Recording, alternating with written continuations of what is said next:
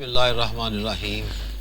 वकालत एक मुक़द्दस पेशा है और पुरवकार पेशा है। इसमें नए नए लोग आते हैं, वो बहुत परेशानियों का शिकार होते हैं।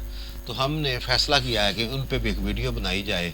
आज की वीडियो का मकसद ये है कि एक वकील को कैसे तैयार किया जाए, को आज रहनुमाई देनी है।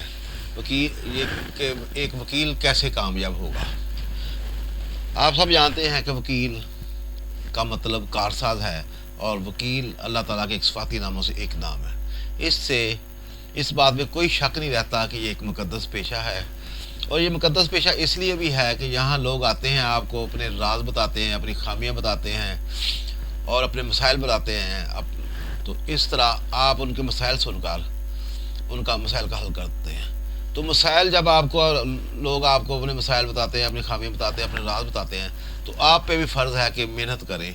मेहनत कभी रायगा नहीं जाती। अल्लाह ताला का एक असूल है कि जो लोग मेहनत करेगा अल्लाह ताला उसको इसका फल ज़रूर देगा। जब आपको इस बात पर तवक्कुल हासिल हो जाएगा कि मेहनत में अज़मत है और अल्लाह ताला मेहनत कभी रायगा नहीं जाने देता, तो फिर सबसे पहला आपने बार में जाना है।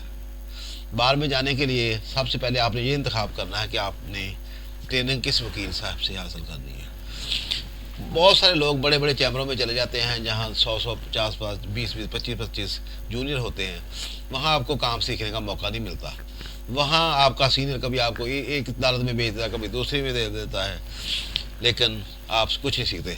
आप कोशिश करें कि एक किसी ऐसे उस्ताद के पास जाएं जिसके पास कम जूनियर्स हों या ना जूनियर्स हों।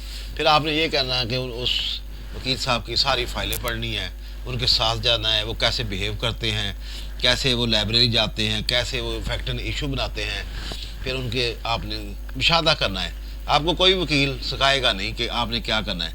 आपने अपने सीनियर का मुशाहदा करना है, वो कैसे लाइब्रेरी जगह है, कैसे उन्होंने उसका केस तैयार किया।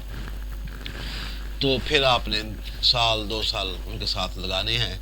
जब आप समझें कि आप इंडिपेंडेंट हो गए हैं, तो फिर आप इंडिपेंडेंट अपना अलग से चैम्बर बना लें। जब आप लाइब्रेरी जाएंगे तो सबसे पहले आपको ALD एनुअल लॉ डाइजेस्ट से मुस्तफ़ीद होना चाहिए। वहाँ तमाम इश्यूज़ का इशू वाइज आपको खुलासा मिल जाता है। फिर वहाँ से रेफरेंस मिल जाता है कि ये कौन सी PLD में है, कौन सी SCMR में है, कौन से PLJ में है, कौन से LR में है ये फ़ैसला। फिर वहाँ से जाके उस फैसले को मुकम्मल तौर पर पढ़ना चाहिए और साथ साथ एक रजिस्टर बनाना चाहिए जिसमें आप इन सारे फैसलों का जिक्र करते रहें, ताकि आने वाले दिनों में अगर इससे मिलते जुलते मसाइल आपको मिलते हैं तो आप इनसे रजू कर सकते हैं। जब आप समझें कि अब आपने अपने उस्ताद साहब से बहुत कुछ सीख लिया है, आप वक्त आ गया है अब कि आप खुद मुख्तार हो जाएं, तो फिर एक चैम्बर लें और अपनी इंडिपेंडेंट वकालत शुरू कर दें। अब आपके पास क्लाइंटेज आ जाएगी। जब कोई आपके पास क्लाइंट आता है तो आपने उसकी बात बड़े गौर से सुननी है। आपने ये अंदाज़ा करना है कि उसका मैटर इशू क्या है, उसकी प्रपोजिशन क्या है। जब आपको प्रपोजिशन समझ आ जाएगी तो आपने उससे मुतल्लिक़ रेलेवेंट लॉ ढूंढने हैं और उसी इशू पे मुख्तलिफ अदालत हाय आलिया और उज़्मा के फ़ैसलों को पढ़ना है। फिर आप इस पे ना इत्तफ़ाक़ करें, आप उसके ख़िलाफ़ पेश होने वाले वाक़यात के मुताबिक जो फैसले अदालत आलिया ने किए हों या अदालत उज़्मा ने किए हों उनको भी पढ़ें। जब आपको उस पर अबूर हासिल हो जाएगा तो फिर आप उसका दावा लिखें, आप उसके पटिशन बनाएं, उसकी रेट करें, तो आप अदालत में सबमिट कर दें। जब आप बार में आते हैं, लाइसेंस लेते हैं, इंडिपेंडेंट प्रैक्टिस शुरू करते हैं, तो आपको बेशुमार मुश्किलात का भी सामना होता है। पहला तो आपके पास क्लाइंटेज नहीं होती, क्लाइंटेज आ जाए तो आपकी तैयारी नहीं होती। तो आपने कुछ असूल मुरतब करने हैं। पहला असूल ये है कि आप वक्त की पाबंदी करें। पाबंदी हर शोबे में बहुत ज़रूरी होती है।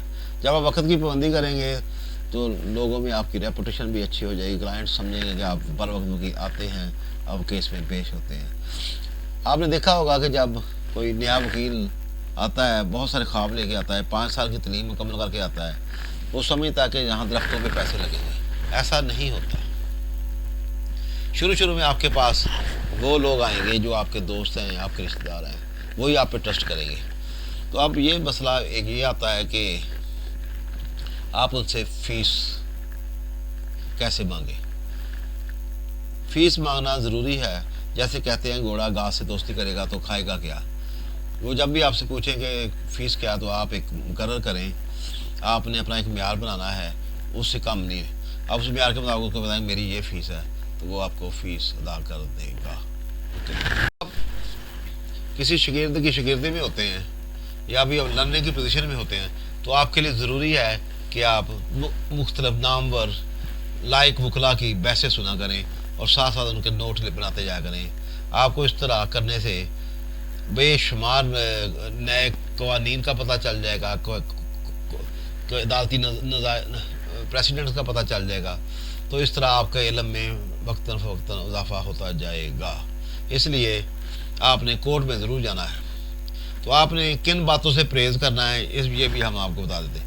جب آپ بار میں آئیں گے تو سب سے پہلے سیاسی گروپ آپ کو ویلکم کہیں گے، آپ کو ہاتھوں لیں گے، صبح شام چائے پلائیں گے، لیکن آپ نے ان سے بچنا ہے. آپ نے سیاست نہیں کرنی، آپ نے وکالت سیکھنی ہے، وکالت کرنی ہے. جب وقت آئے گا تو سیاست بھی کر لیں، جب خود کہیں گے لوگ آئے بھی اب آپ سیاست کریں، لیکن آپ نے ان کے ہتھے نہیں چڑھنا، آپ نے کام پہ توجہ دینی ہے. میں نئے آنے والے وکلا کے لیے ایک نصیحت لے کے آؤں گا. پہلے 5 سال نئے آنے والے وکلا کے لیے کوئی کلائنٹیج نہیں ہوتی، لیکن اس وقت میں انہوں نے سیکھنا ہوتا ہے. آپ کو ہمیشہ صبر سے کام لینا چاہیے، پیشنس دکھانا چاہیے. آپ بے صبری نہ دکھائیں، انشاءاللہ آپ کے پاس کلائنٹیج بھی آئے گی.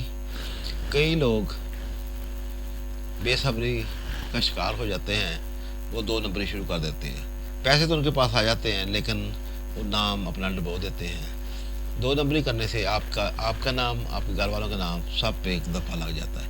اس لیے میری نصیحت ہے کہ ہمیشہ سیدھا کام کریں اور سیدھے راستے پہ چلتے رہیں. Thank you.